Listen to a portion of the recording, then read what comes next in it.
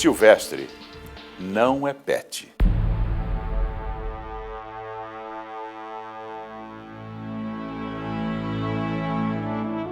Poucos relacionamentos são tão sinceros quanto estes. São o resultado de milhares de anos de dedicação e convivência. Cães e gatos hoje fazem parte da nossa família. Conservam muito pouco do lobo selvagem ou do grande predador felino. Tornaram-se completamente domesticados e dependentes do ser humano.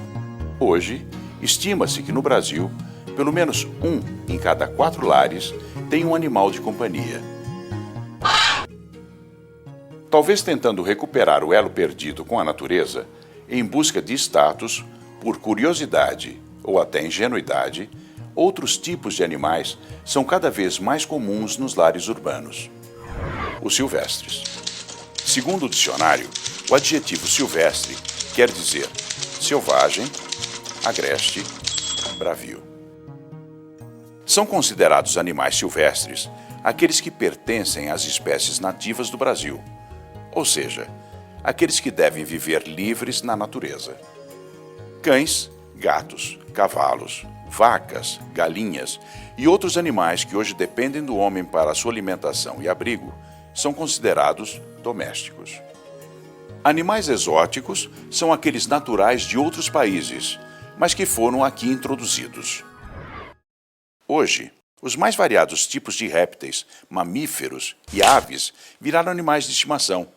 Mas o que as pessoas procuram nesses animais? Porque é um bicho fascinante, né? É um bicho que assim, desperta curiosidade, não é um bicho comum, né? Que o pessoal está acostumado a ver, que nem cão e gato, mas é um bicho fascinante.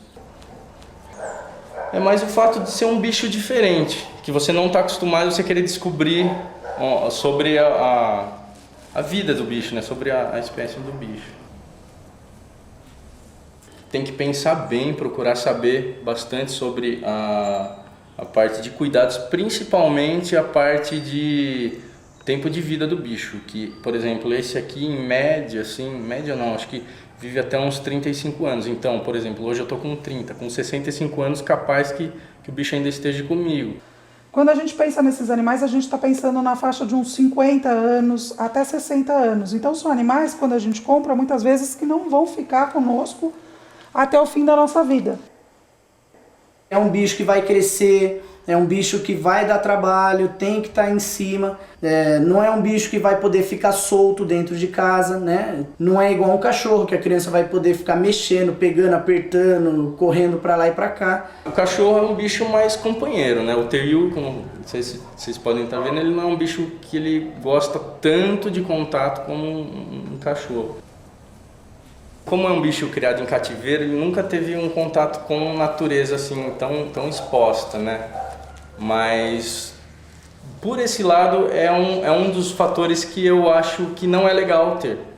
Acho que nos silvestres em geral, mas nos pistacídeos com certeza, eles escondem quando eles têm algum tipo de doença, quando eles estão um pouco ruinzinhos, eles não demonstram. Todos eles têm exames, todos eles são exames periódicos, não são exames baratos também. Pode ser que uma hora ele esteja de mau humor e a gente não vai conseguir identificar isso, e o bicho, como a gente, pode estar num dia que não está legal para ele pode atacar, né? Ele pode ter uma reação inesperada. Esses animais mantêm os seus comportamentos naturais para os quais eles evoluíram milhares de anos. Essas adaptações permitem ao animal sobreviver nas condições ecológicas do ambiente onde eles se inserem. Ao retirar esse animal desse ambiente, está-se a criar um grave problema de equilíbrio fisiológico, indução de stress, indução de má qualidade de vida, em resumo, indução de sofrimento no animal. Quando a gente pensa nos animais, no cão e no gato, né, dentro dos lares, a gente tem que entender que esses animais já estão adaptados a essa vida. Esse ambiente já não é mais um ambiente estranho, a nossa casa não é estranha para os cães e os gatos. eles já conseguiram se adaptar, até porque eles são espécies muito próximas às nossas em determinadas características. E eles conseguiram fazer essa adaptação, os animais silvestres não. São realidades absolutamente diferentes, que jamais serão compatíveis e que não nos permitem, não nos propiciam pensar que a gente está transformando, por exemplo, uma ave num cachorro. O processo de domesticação é lento. Cães e gatos convivem com o homem há mais de 12 mil anos. Uma espécie domesticada terá muita dificuldade para voltar a sobreviver sozinha na natureza. Mas não é somente a sobrevivência que está em jogo. A convivência dos cães e gatos com os humanos, ela teve um custo muito alto para a saúde mental desses animais, se a gente pode usar esse termo. Ou seja, existem muitos animais hoje que sofrem doenças comportamentais semelhantes às doenças humanas e que isso é fruto de uma vida em cativeiro, porque a nossa vida é uma vida em cativeiro. A gente tem que ficar convencido de que com os animais silvestres isso será uma tragédia, porque isso fará com que esses animais simplesmente percam todo o seu enraizamento, percam todas as suas referências e se introduzam num meio absolutamente anômalo. Nós vamos criar anormalidades. Ele não tem condições de se adaptar nessa vida urbana, não tem condições de se adaptar na nossa casa, e por eles silenciarem, porque nós não conhecemos os seus sinais comunicativos, não quer dizer que eles não sofrem. A Associação Mata Ciliar, um centro de reabilitação de animais silvestres, abriga diversos animais que tiveram seu comportamento afetado pelo convívio com o homem. O bugio gardenal, retirado de seus semelhantes para ser um animal de estimação, é um deles. Ele veio filhote, era criado por uma família como se fosse um filho, é sempre a mesma história. Só que um dia essa família ia sair de férias e esse filho eles não tinham com quem deixar, não podia levar junto, e deram esse filho pra gente. Ele foi batizado de gardenal porque ele era um bugio completamente atípico. O pessoal falava, que bugio louco. Mas esse animal sofreu muito, porque o dia inteiro ele chorava, berrava, gritava, porque ele queria ficar no colo, ele precisava de atenção, ele tinha que ser amamentado e nós tínhamos os outros animais para cuidar. O gardenal, não se achando um bugio, se achando um ser humano, não aceitava nenhum bugio por perto. Felizmente, depois de muitos anos, Gardenal acabou aceitando uma fêmea e hoje tem um filhote. Mas ele e sua família estão condenados a passar o resto da vida em cativeiro.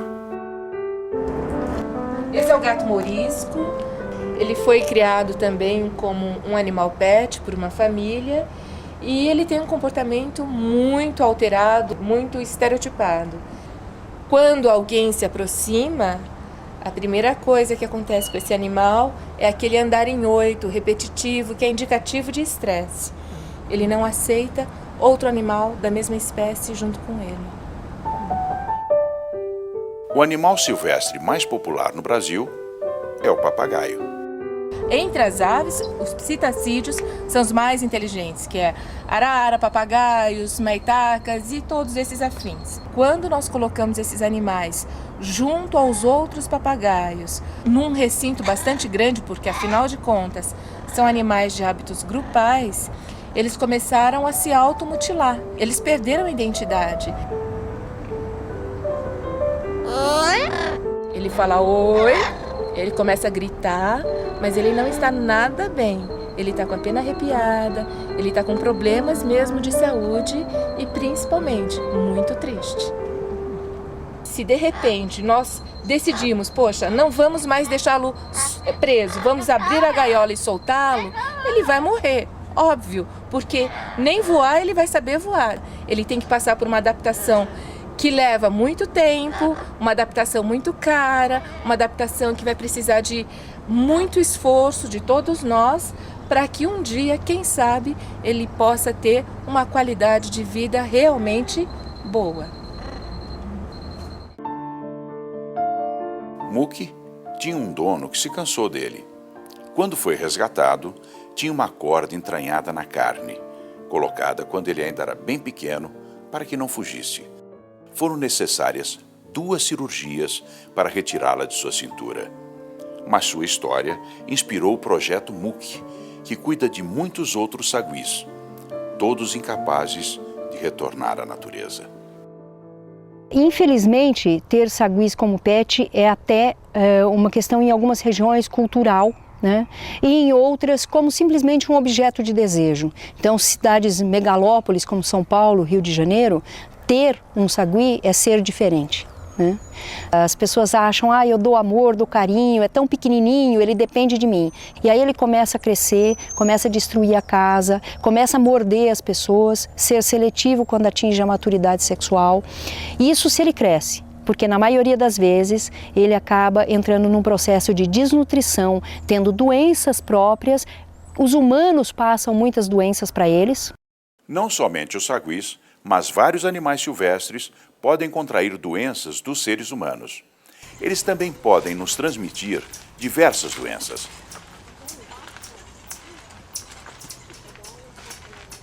A Nenê, quando chegou no projeto, ela não conseguia nem abrir os olhos, né? Tamanha fraqueza. Os ossos dela, por desnutrição, eram descalcificados, é o que a gente chama de osteodistrofia.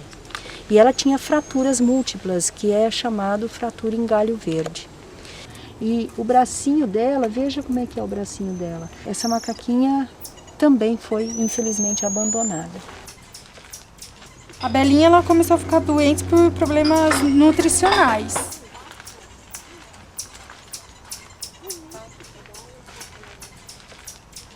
É um outro caso de um animal comprado numa loja, né?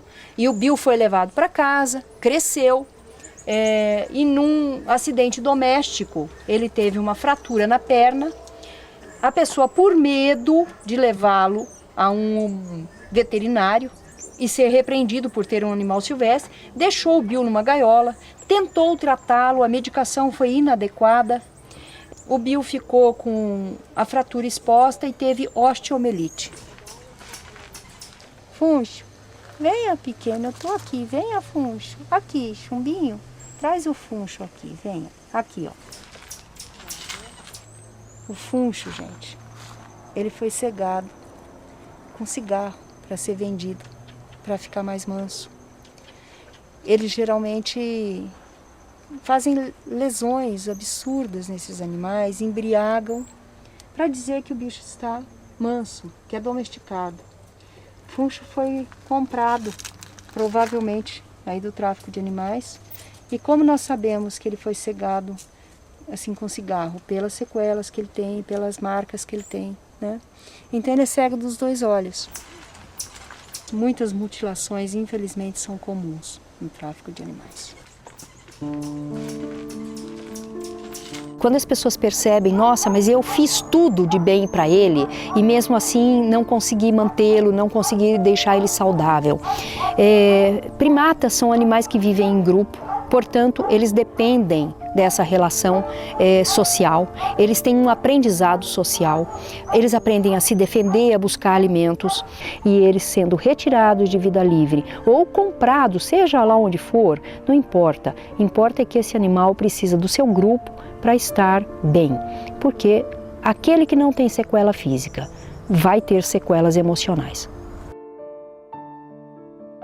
A ciência já provou que os animais são seres inteligentes e que sentem todos os tipos de emoções. Será possível que eles vivam bem em cativeiro? Aves nasceram para voar, macacos vivem nas árvores, em bandos, felinos andam grandes distâncias à procura de alimento.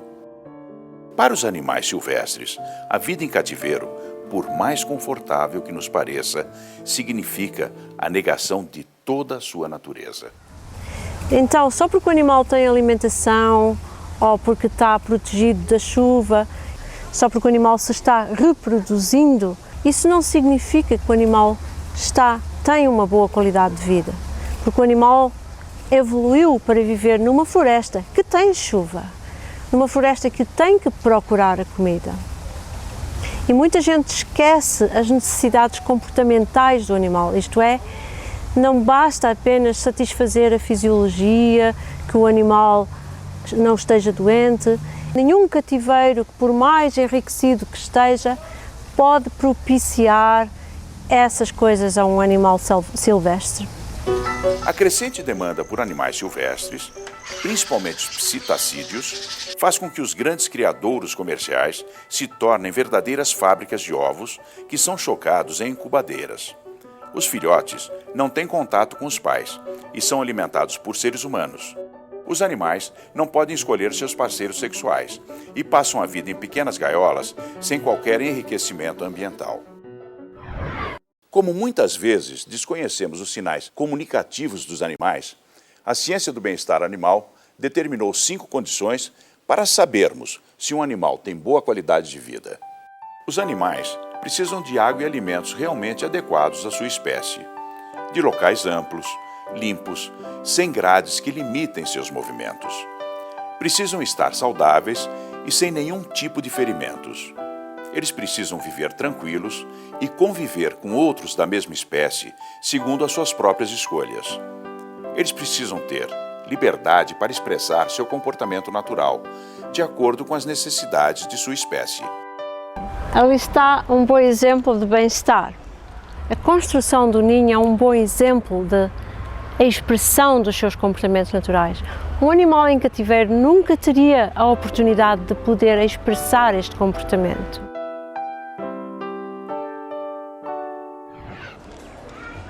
A atividade comercial de animais silvestres em nosso país é legalizada. Entretanto, há algumas regras. Segundo a Lei de Crimes Ambientais, os criadouros e as lojas que comercializam animais devem ter autorização e o comprador deve observar se o animal é identificado e exigir nota fiscal.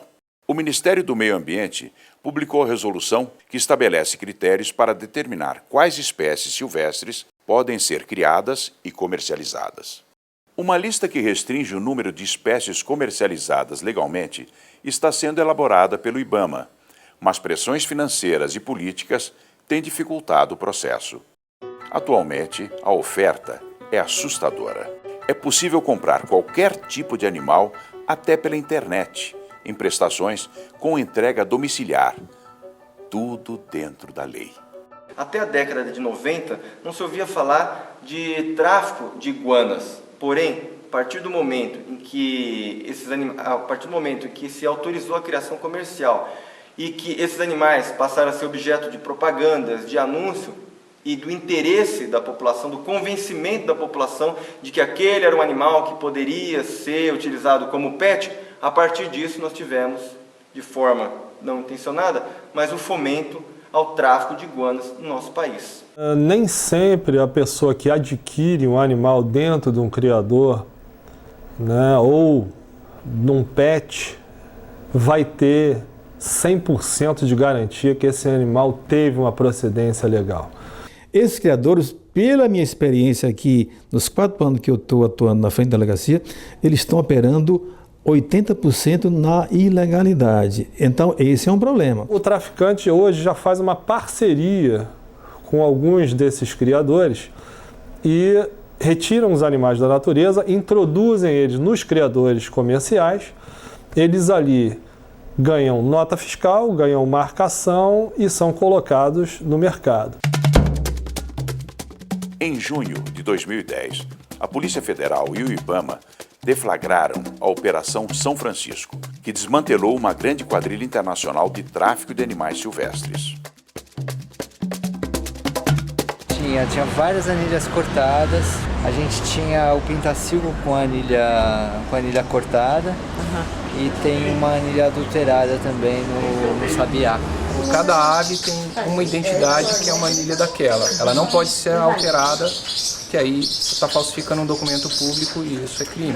Essa anilha é falsa. Mas faz, exatamente. Não é falsificada. Nós tiramos várias dessas aí. No momento que se incentiva a se ter mais criadores comerciais, indiretamente está se incentivando que esses animais sejam capturados na natureza e sejam colocados à venda até no exterior, sem nenhum controle. As projeções indicam que, somente no Brasil, sejam retirados da natureza cerca de 38 milhões de espécimes todos os anos. Mas o índice de mortalidade é alto devido ao estresse causado pela captura e pelas condições cruéis do transporte. A maioria desses animais é capturada nas regiões Norte, Nordeste e no Pantanal.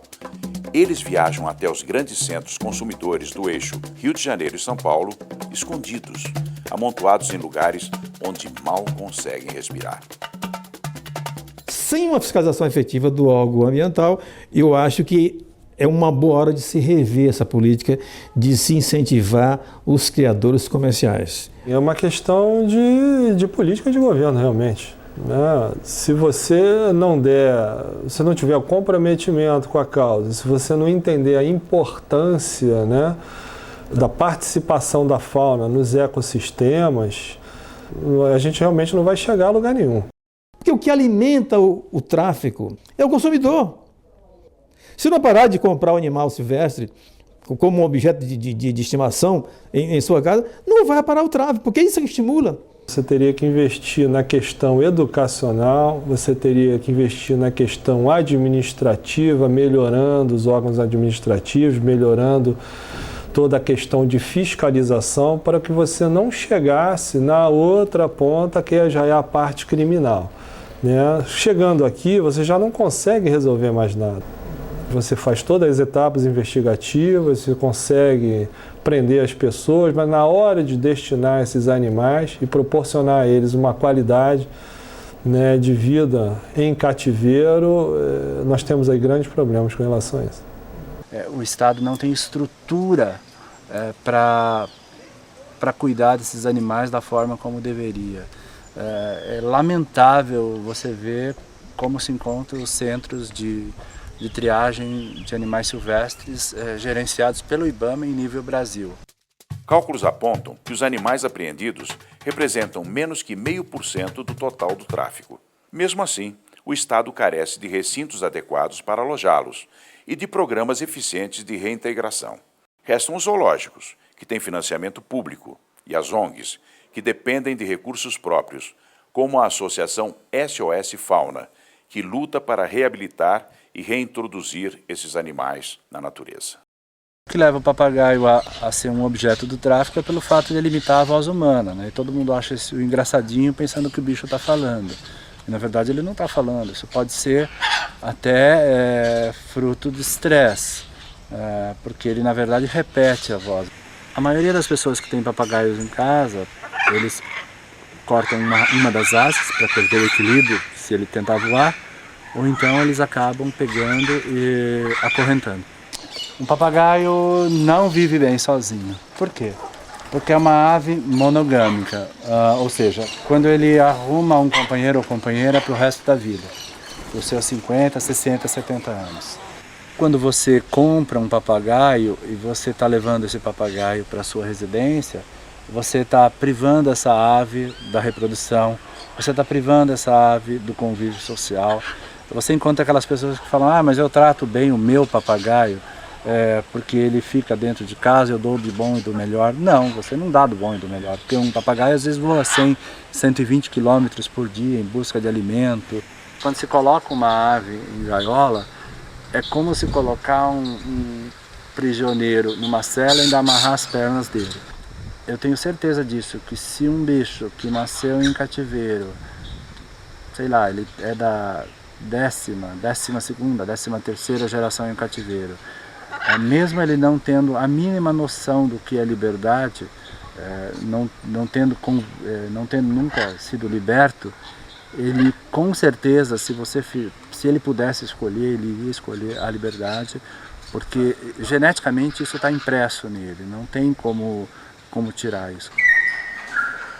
Que ninguém vá lá e simplesmente abra a gaiola e solte o bicho que quer soltar. Se ele quer, de repente, fazer uma entrega voluntária, procure o IBAMA, a Polícia Ambiental e faça isso. Porque a partir do momento que você quer soltar um bicho e acha bonitinho a liberdade, você tem que tomar muito cuidado, porque existe uma série de protocolos com relação a ecossistemas, a épocas do ano em que deve ser solta.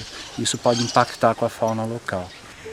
Esse tucano de bico verde que a gente está vendo aqui é um tucano que ele veio de uma apreensão na casa de uma pessoa em Itapecerica da Serra. Ele tinha um problema na perna e tinha as asas totalmente mutiladas, as penas, e hoje ele já goza da liberdade, né? E gradativamente ele está indo para se dispersar totalmente dessa questão do vínculo com a gente, né? E esse casal, na verdade, era um casal que veio do tráfico, já reproduziu aqui na Westfalen. Sempre reproduzem por aqui, acho que já tem a terceira ou quarta vez que eles têm filhotes, né? O lugar dessas aves é na natureza, como todo e qualquer animal silvestre. Eles têm um papel a cumprir, contribuindo para a biodiversidade e a preservação das espécies. Em cativeiro, além de não terem suas necessidades atendidas, não desempenham papel algum. O animal silvestre, na gaiola, ele perde a função que ele tinha na natureza. Existem outras maneiras de apreciar a natureza sem aprisioná-la. A gente organiza o encontro, estamos na 5ª edição, com o objetivo de fortalecer a comunidade dos que são ligados à natureza. A gente foca na beleza, foca no prazer de observar como instrumento de educação e mostrar uma relação mais harmônica e mais gostosa com a natureza. Vamos abrir do lado e levar esta ponta até embaixo. É um origami de pássaro, que é o pássaro da sorte.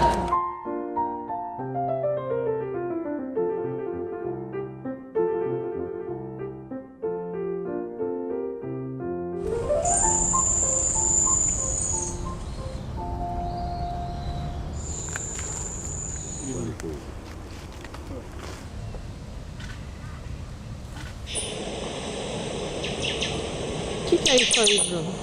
Isso é um pichoxó, um passarinho que o pessoal tem muito em gaiola, né? Na verdade, você escuta mais em gaiola do que na natureza hoje em dia, que se tornou muito raro devido à captura, né? E, na verdade, é um passarinho que, se você chama na técnica chamada playback, que é a atração de aves por meio de gravações, ele vem, você consegue ver perto, então é muito mais bonito e o correto observar o bicho solto do que na gaiola.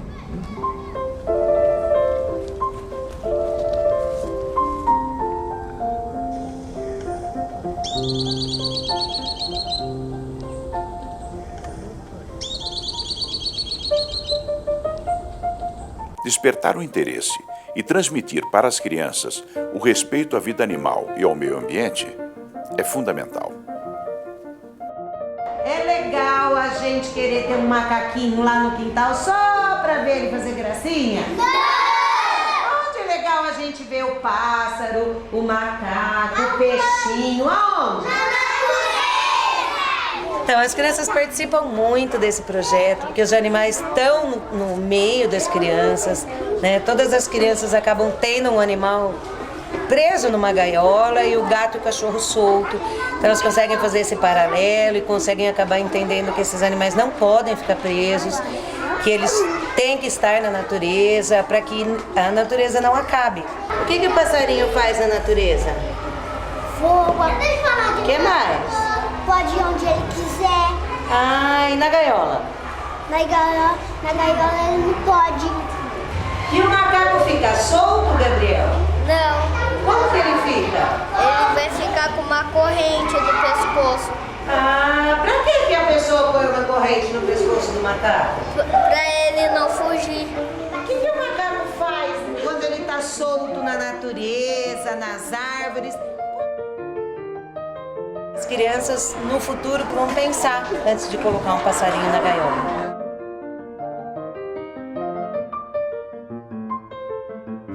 As pessoas precisam entender que um crime contra a fauna silvestre não é simplesmente um crime contra o animalzinho, mas é um crime contra a humanidade pela perda de função biológica de uma série de espécies em seus ecossistemas, e isso vai prejudicar a espécie humana fatalmente no futuro.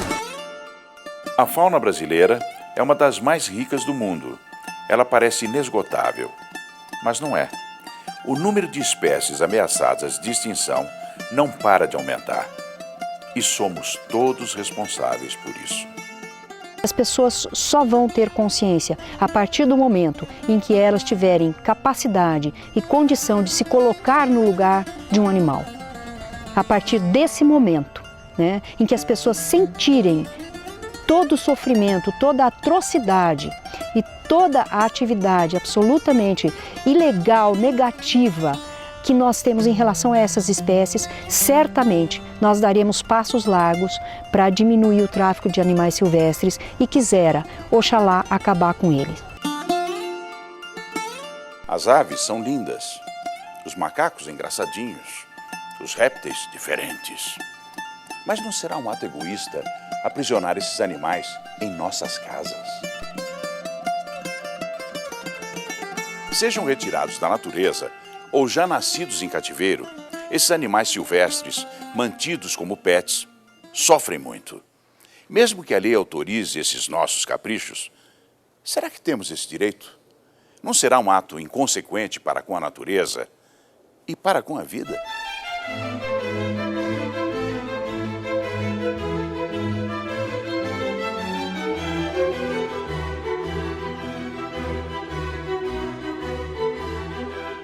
Música